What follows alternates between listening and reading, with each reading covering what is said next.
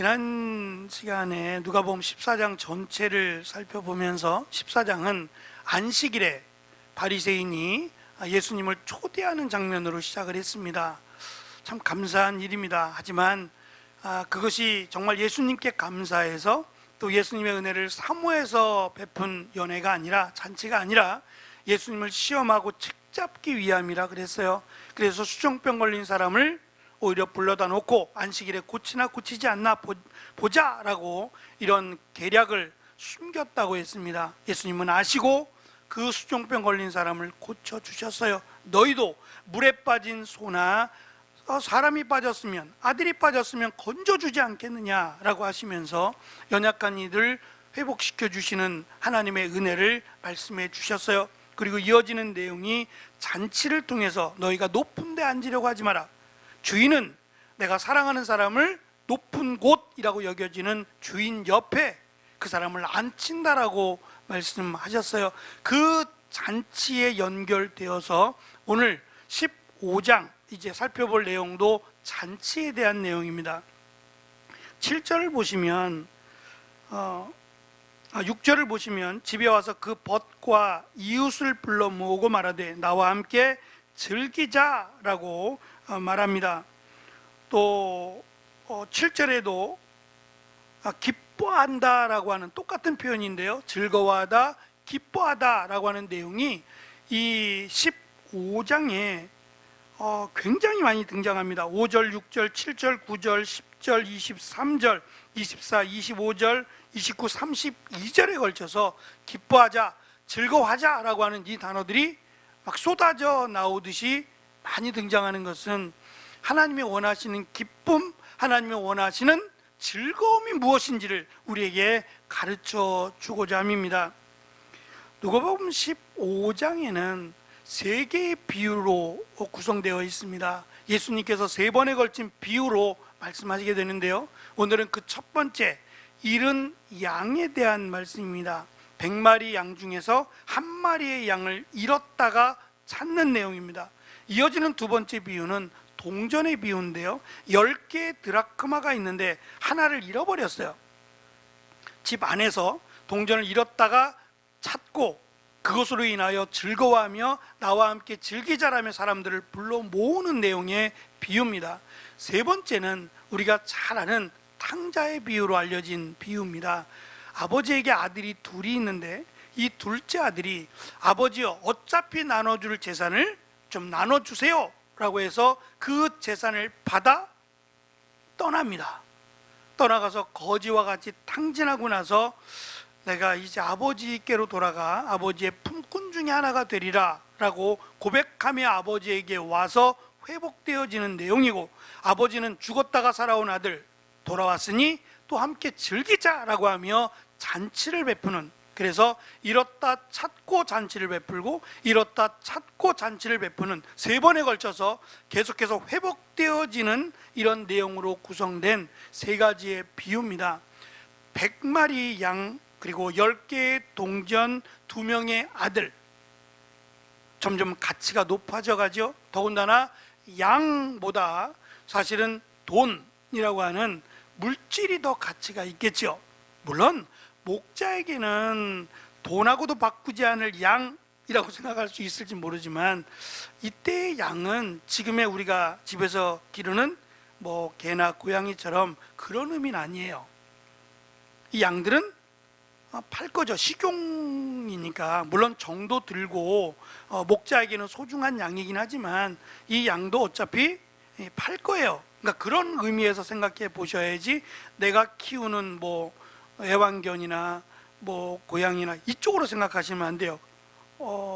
그러니까 양은 어차피 양을 키워서 팔 거기 때문에 그 기준에서 보면 양보다 사실은 돈이 더 귀할 것이고, 돈보다 귀한 것은 당연히 자녀죠. 물질하고 자녀하고 비교가 되겠어요? 그만큼 중요한 것이 점점 확대되어 간다라고 하는 의미와 세 번에 걸친 비유는 결국 강조하기 위함이다 라고 하는 것을 우리가 먼저 기억하고 이 비유를 시작해야 될 듯합니다. 이 세 가지의 비유, 잃은 양, 잃은 동전, 잃은 아들이라고 하는 세 개의 비유는 공통적인 세 가지의 특징이 있어요. 먼저는 잃은 양에 대한 말씀인데요, 이 잃은 양에 대한 결론이 뭐냐면 7절에 가면 죄인 한 사람이 회개하면이라고 되어 있어요. 잃은 양의 비유인데 결론은 죄인 한 사람이 회개하고 돌아오면이라고 결론을 내린단 말입니다. 두 번째, 이 동전의 비유에서도 동전인데요, 살아있는 생물이 아니잖아요. 동전인데 10절을 보시면 이렇게 말씀합니다. 10절을 보시면 동전을 잃었다가 찾았는데 내가 너에게 이르노니 이와 같이 죄인 하나가 회개하면 하나님의 사자들 앞에 기쁨이 되느니라. 똑같이 이 동전의 비유의 결론도 한 사람이 회개하면이라고 말씀하고 있다라는 거고, 지금 그 세 번째 비유에서도 18절에 보면 탕자죠. 탕자가 내가 일어나 아버지께 가서 이르기를 아버지여 내가 하늘과 아버지께 죄를 지었사오니 라고 해서 회개를 강조하고 있다는 점이에요. 두 번째 특징은 이 세 가지가 다 양을 잃고 동전을 잃고 마치 아들이 떠났지만 아들을 잃어버린 것과 같이 연결을 시켜서 잃었다가 찾는다는 거예요. 근데 이 찾는 것이 그냥 어쩌다가 찾게 되는 게 아니에요. 한 마리의 양을 잃었는데 온 산과 들을 찾아내기까지 찾아요. 그냥 포기하는 게 아니란 말입니다. 대충 찾아보고 포기하는 게 아니라 찾을 때까지 찾는 거예요. 소중한 것을 잃었어요. 그러면 찾다가 에이 없네 그만해야지 라고 하시겠어요? 끝까지 해보지 않으시겠어요? 소중한 것일수록 더 그렇지 않겠어요? 예? 아버지가 자식이 아버지를 떠났지만 저는 이런 탕자의 비유라고 하는 마지막 세 번째 잃은 아들의 비유라고 제가 제목을 정했습니다만, 이 잃은 아들의 비유를 세 각도에서 볼 거예요. 먼저는 아버지 곁을 떠난 탕자, 그 다음에 첫째 아들이죠, 큰 아들의 관점에서, 그리고 마지막 아버지의 관점에서 나누어서 살펴볼 거예요. 결론적인 비유이기 때문에도 그렇고요, 어쩌면 이 비유를 설명하기 위해서 잃은 양, 잃은 동전을 지금 두 번에 걸쳐 설명하고 있기 때문이에요. 잃었다고 해서 포기하겠냐 말이에요. 절대 그럴 일이 없지요. 있어서는 안 될 최근에 이태원 사고를 보면서 마음이 아픈 그 이유 중에 하나는 가족을 잃었기 때문이에요. 그렇지 않겠어요? 특히 이태원을 방문했던 수많은 젊은이들, 꿈도 피워보지 못하고 사고를 당했다는 그 비보가 얼마나 가슴이 아파요. 두 번 다시 이런 사고가 일어나서는 안 되겠다는 생각을 우리도 갖지 않습니까? 만약에 찾을 수만 있으면, 아니 찾아야죠. 반드시 찾아야죠. 그것이 전제되어 있다는 거예요. 선한 목자는 반드시 잃은 양을 찾는다는 것이고, 집 안에서 잃어버린 동전을 이 여인은 반드시 찾았어요. 그리고 아버지도 잃은 아들을 포기하지 않아요. 아버지를 떠났지만 아버지는 매일같이 나가서 돌아오지 않는 아들을 기다리다가 돌아오고 또 기다리다 돌아오는 이 모습들 속에서 하나님은 우리를 포기하지 않는다는 거예요.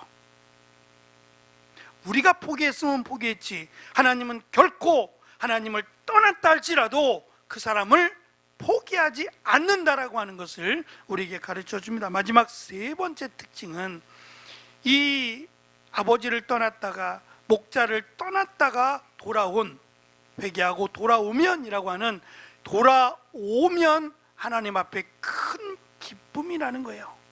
그러니까 하나님이 가장 기뻐하는 게 뭐냐라고 한다면 하나님의 영광을 위해 사는 거죠. 이건 말할 것도 없어요.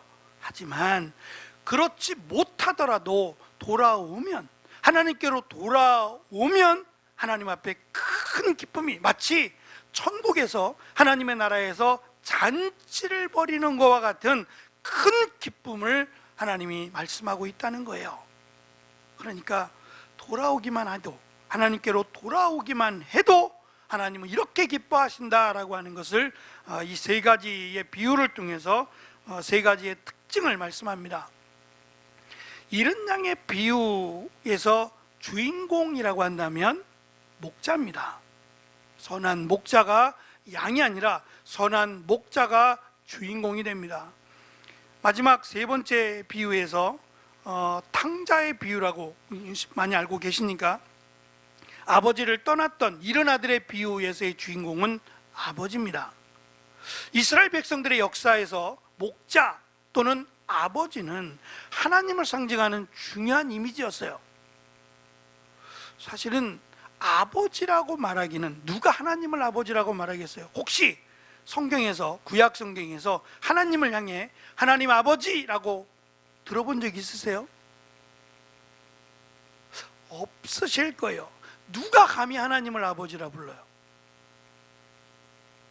이건 정말 큰일 날 일이죠. 그래서 유대인들은 하나님이라고 하는 말도 함부로 할 수 없어요. 성경을 쓰다가 하나님이라고 하는 글자만 나오면, 필사를 하다가 하나님이라고 하는 글자가 나오면 붓을 바꿨어요.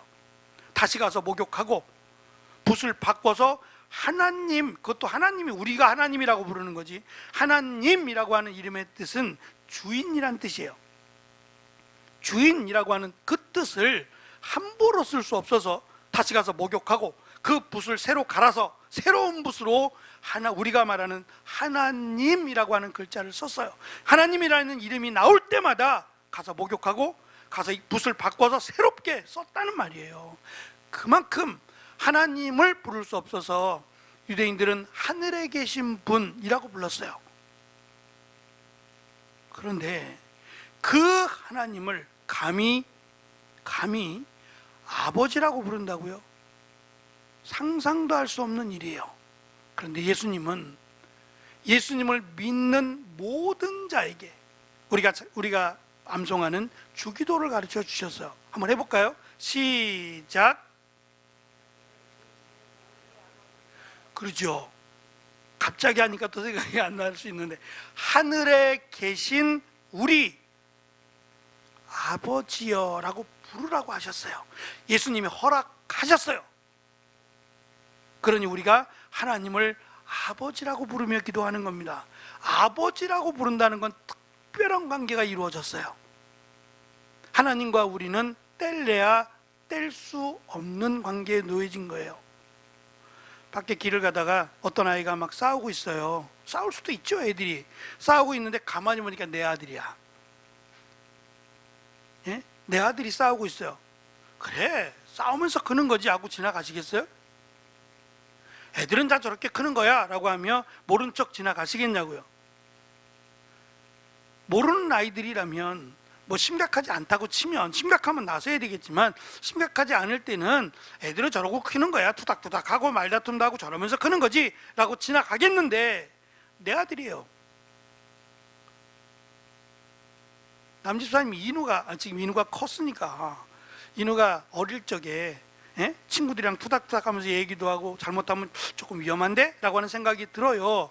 내 아들이 아니어도 나서긴 하겠지만, 아들이면 아유 집사님, 제가 물어보기도 전에 나서야지요. 당연하죠. 나서야지요. 무슨 일이니? 왜 그러니?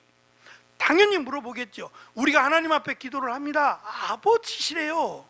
그러면 하나님 아버지가 그냥 듣고만 계시겠어요? 상상도 할 수 없는 일이 벌어졌어요. 하나님을 아버지라 부르고 있어요. 이 아버지가 되신 하나님, 그리고 선한 목자가 되신 하나님, 이건 충분히 우리가 아멘으로 말할 수 있어요. 문제는 두 번째 비유예요. 두 번째 비유의 주인공이 누굽니까? 동전인데요. 10드라크마를 가진, 집안에서 1드라크마를 잃어버린 여인이라고 밝히고 있어요. 하나님이 여자예요? 아니에요. 하나님이 여자건 남자건 중요하지 않아요. 하나님은 남자도 아니고 여자도 아니기 때문에 하나님을 여자라고 한들 뭐가 문제가 되겠어요? 통상적으로는 이 남성 위주의 사회 속에서 하나님을 남자로 설명을 해왔어요. 그러니 아버지죠. 그렇지 않겠어요? 근데 하나님을 아버지라고 부르면 하나님은 어머니가 어디 계세요? 하나님 어머니 어디 있어요? 하나님을 아버지라고 부르는 것도 사실은 하나님을 잘 모르는 거예요. 그러나 대표성을 띌 때는 당시에 남성 위주의 사회였기 때문에 하나님을 아버지라고 부르는 거예요. 그냥 하나님이라고 부르는 게 사실은 맞아요. 그러니까 이것 가지고 지금 왜 하나님의 아버지만 되느냐, 하나님은 어머니도 된다 그래가지고 어머니 하나님이라고 말하는 이단도 있죠. 그러니까 엄격하게 보면 사실 하나님을 어머니라 부른다 그래서 틀린 건 아니에요. 하나님은 어머니도 되고 하나님은 아버지도 되세요. 그런데 어머니만이어야 된다고 말하는 건 잘못된 거예요. 하나님은 어머니도 되시고 아버지도 되세요. 그러니까 지금 우리가 사는 사회 속에서는 하나님을 어버이라고 부르는 게 더 맞지 않겠나? 라는 생각도 가져봐요. 하나님은 성이 없기 때문에 그래요. 대표성을 띠니까 하나님을 아버지라 부르는 거죠. 하지만 대놓고 하나님을 여자로 연결한다는 것은 좀 위험해 보여요. 그래서 하나님을 선한 목자로, 하나님을 아버지로 연결하는 것도 좋지만 굳이 하나님을 여자로 연결한 데에는 특별한 이유가 있다는 거예요. 그것은 계속 말씀드리지만 누가복음의 목적은 잃어버린 자라고 하는 연약한 사람들이에요. 그 대표적인 사람들이 고아나 병자나 과부나 이런 사람들이었어요. 이들에게도 이들의 사정을 너무 잘 아는 하나님을 설명하기 위해서 여자 또는 여인이라고 하는 열드라크마의 주인을 여인으로 설명한 것입니다. 더 중요한 것은 잃은 자, 잃은 양, 잃은 동전, 잃은 아들이라고 하는 잃은 자들을 회복시키시고 구원하시는 하나님의 특별한 사랑을 이 비유를 통해서 우리에게 가르쳐 주고자 합니다. 잃은 양의 비유는 양이 이 100마리의 무리를 벗어났어요. 벗어나서 잃어버렸다 그랬죠. 회복은 밖에서 됩니다. 밖에서 목자를 만나고 기뻐하며 안으로 들어오는 거예요. 동전은 안에서 회복이 돼요. 집 안에서 잊어버렸고 집 안에서 찾아요. 아들은요, 밖에서요. 밖에서 아버지를 떠나 밖에서 회복이 되었어요. 밖에서 아버지를 만나고 밖에서 회복이 되었는데 이 회복이 들어와서도 돼요. 집 안에서도 회복이 돼요. 그래서 첫 번째 비유는 밖에서 회복이 되고, 두 번째 비유는 안에서 회복이 되고, 세 번째 비유는 밖에서 안에서 둘 다 회복이 돼요. 회복이 뭐냐? 회복이라는 말은 한자어인데요, 그 전의 상태로 돌이키거나 되찾는 것이라고 하는 의미예요. 한자로 회복은 전의 상태로 돌이키거나 되찾는 것을 의미합니다. 그래서 오랜 시간 동안 우리가 많이 들어봤을 거예요.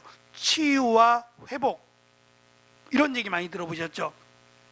한국교회가 희망하고, 한국교회뿐만 아니라 세계교회가 희망하는 주제가 치유와 회복입니다. 이 회복이 뭐냐라고 물어본다면 말씀드린 것처럼 이 한자의 의미뿐만 아니라 오늘 말씀 15장에서 이 회복을 가르쳐주고 있어요. 회복은 하나님께로 돌아오는 겁니다. 거기서부터 회복이 시작되는 거예요.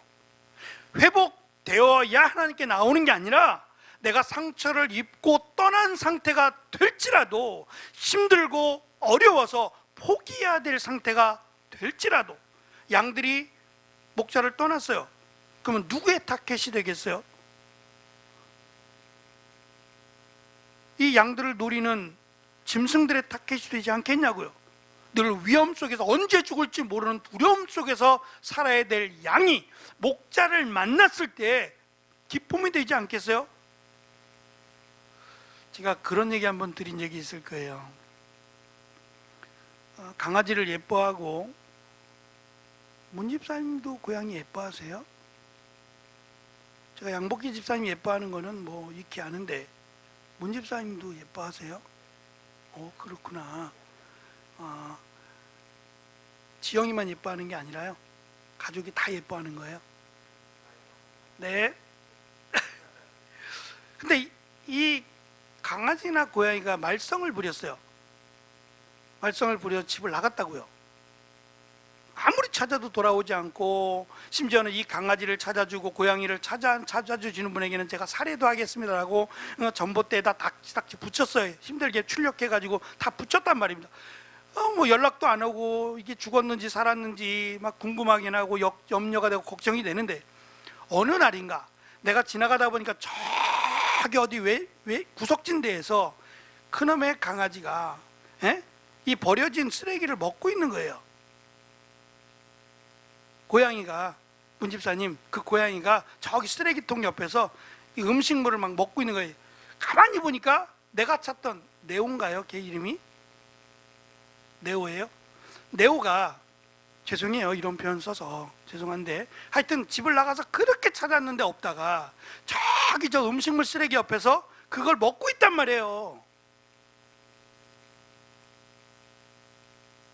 얼마나 실망이 돼서 아유 그냥 저러고 살아라, 그리고서는 팽개치고 오시겠어요? 가서 얼싸안고 끌어데려다가 다시 깨끗하게 목욕시키고 그렇게 하겠어요? 어휴, 진짜 사랑하는구나. 진짜 사랑하는 거예요. 그런 거죠, 그죠? 버려둔다면 사랑하는 게 아니에요. 이놈 고생 좀 해봐라. 그래, 그렇게 찾았는데 너는 집에도 안 들어오고 네 맘대로 살겠다고? 그래, 맘대로 해. 그리고 버려두면 사랑하지 않는 거예요.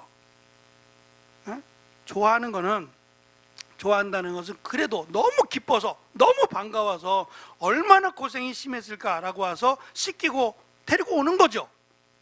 양 한 마리 잃어버렸어요. 그러면 제가 못된 생각으로 이놈, 너 여기를 떠나서 네 맘대로 살겠다고 갔으니 고생 좀 해봐라 이놈아 라고 하면서 목에다가 줄을 이렇게 묶어 빨리 와, 빨리 와. 그리고서 끌고 오는 게 아니라, 오늘 말씀해 보면 이 양을 목자가 목에다 걸었어요. 그 얘기는 안심시켜 주는 거기도 해요.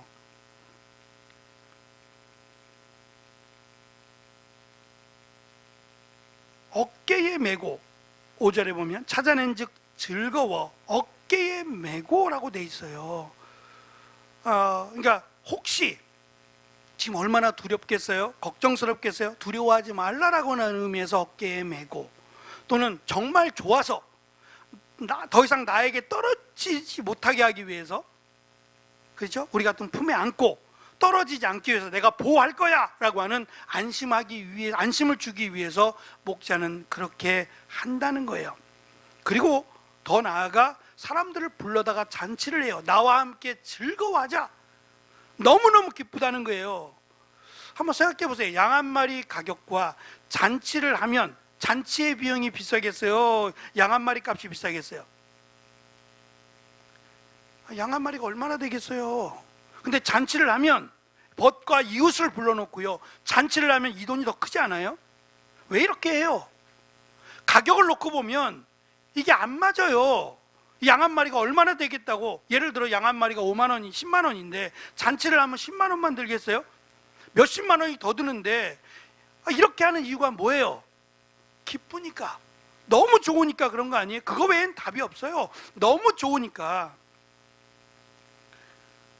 제가 어느 날인가 전봇대에 아까 말씀드린 잃어버린 개를 찾습니다. 이 개를 찾아주는 분에겐 살해합니다라고 100만 원이라고 써 있더라고요. 도대체 이 개가 얼마나 비싼 개길래, 그렇지 않겠어요? 개를 찾아주면 100만 원을 주겠대요. 그럼 이 개가 얼마나 비싼 개길래 이 개를 찾아주면 100만 원을 주겠다는 거예요. 전 두 가지 이유가 있다고 생각해요. 첫째는 이 개가 나쁜 것에 가지 않았으면 좋겠다. 누구라도 이 개를 찾아서 함부로 하지 않았으면 좋겠다. 예를 들어 100만 원이면 내가 함부로 하겠어요? 끌고 오겠어요? 함부로 굴리다가 찾아주겠냐고요. 100만 원의 가치가 있다면 소중하게 여겨주지 않겠느냐라는 거예요. 내가 아닌 다른 사람도 이 개의 가치가 100만 원이면 100만 원의 가치만큼 다뤄주지 않겠냐는 마음. 그리고 또 한 가지는 빨리 찾고 싶은 거예요. 100만 원이 문제가 아니에요. 실제로 이 개가 얼마나 비싼지는 알 수 없어요. 제가 뭐 개 이름을 가지고 개 모양만 보고 이 개가 얼마다 말할 수는 없겠지만, 제가 그 마음 한구석에는 빨리 찾고 싶은 마음을 읽었어요. 하루라도 빨리, 100만 원이 문제가 아니라 하루라도 빨리 찾았으면 좋겠다고 하는 마음이 담겨 있을 거라는 거예요.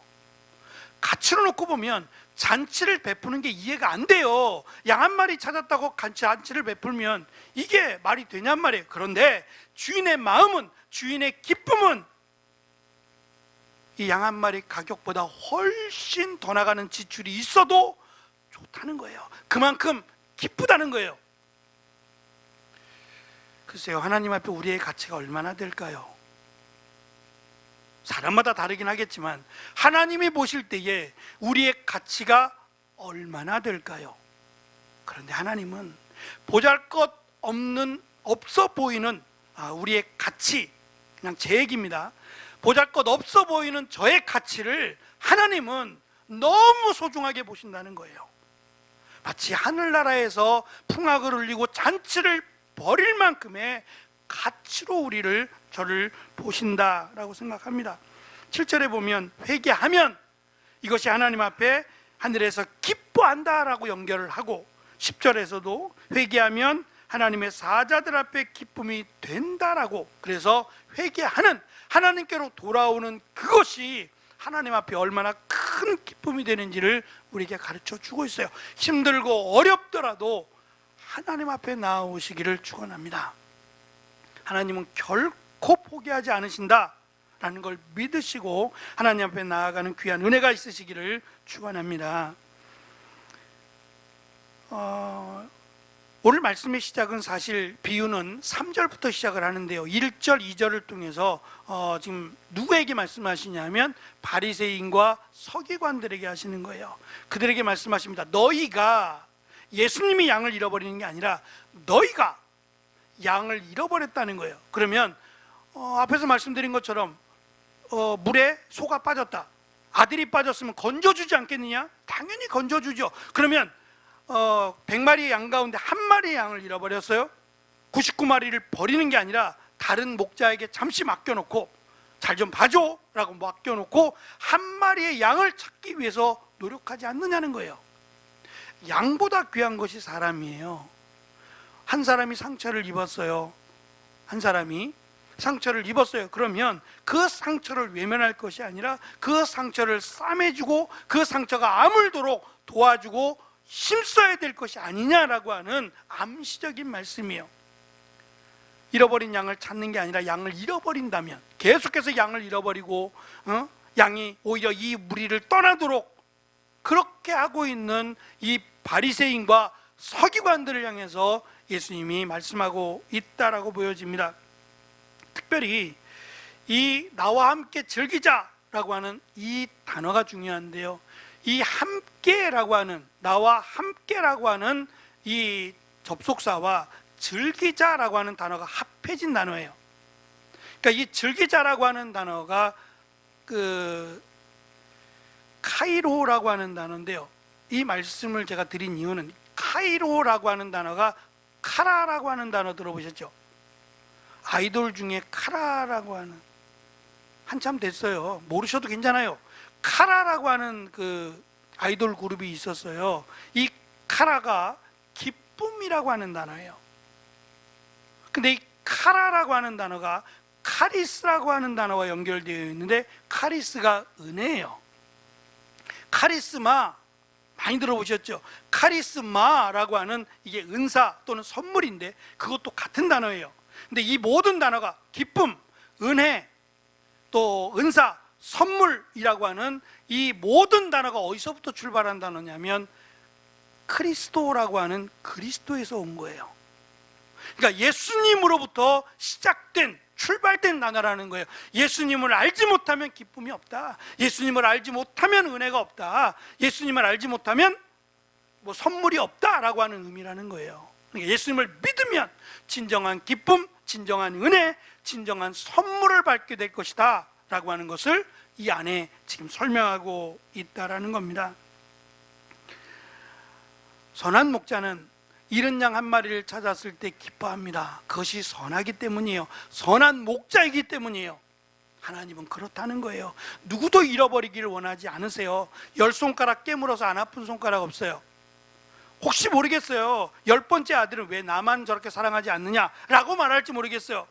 부모도 10손가락 깨물어서 안 아픈 손가락 없어요. 오히려 못난 놈 떡 하나 더 준다 그러죠. 제가 잘못 말했나? 집사님 맞아요? 네. 왜냐하면 더 주고 싶은 마음이에요. 더 챙겨주고 싶은 마음. 이광훈 집사님 맞죠? 좀 부족하다 싶은 아들에게 더, 자식에게 더 주고 싶은 게 부모의 마음이죠. 집사님만 그렇게, 저도 그래요. 저도 예? 조금 더 힘을 실어주고 싶은 마음이 있을 수도 있잖아요. 그게 다 부모의 마음이에요. 잃어버렸던 양 한 마리가 주인에게는, 목자에게는 얼마나 귀한지. 99마리가 필요 없다는 게 아니에요. 얘는 괜찮아, 그게 아니라 99마리를 잘 놔두고 한 마리의 양을 찾기 위해서 온 산과 들을 헤매이는 수고도 아끼지 않아요. 그게 선한 목자의 마음이에요. 하나님의 마음이 그렇다고요. 우리를 향한 하나님의 마음이 그렇다는 거예요. 며칠 전에 제가 우리 성도에게 전화를 했어요. 전화를 안 받더라고요. 바쁘니까 그럴 수 있죠. 일하다 보면 바쁘니까 전화를 못 받을 수 있어요. 그래서 제가 조금 더 있다가 시간이 지나서 점심시간 이후에 조금 한가할 만한 시간에 전화를 또 했는데 또 안 받아요. 그리고 문자가 딱 하고 저한테 왔어요. 누구세요? 모르는 번호가 떴다는 거죠. 첫째, 제 번호가 입력이 안 돼 있구나. 제가 전화했는데 누구세요? 라고 하는 것은 제 전화번호가 입력이 안 됐다니 제가 누군지 모른다는 거잖아요. 또 한 가지, 제가 이제 답을 했어요. 잘하는 교회 최일권 목사입니다. 답을 했어요. 네 목사님, 무슨 일이세요? 제가 전화 드릴까요? 라고 올 줄 알았어요. 잘하는 교회 최일권 목사입니다. 아무런 답이 없어요. 제 마음이 어떻겠어요? 다음에 또 전화해야지. 방법이 없잖아요.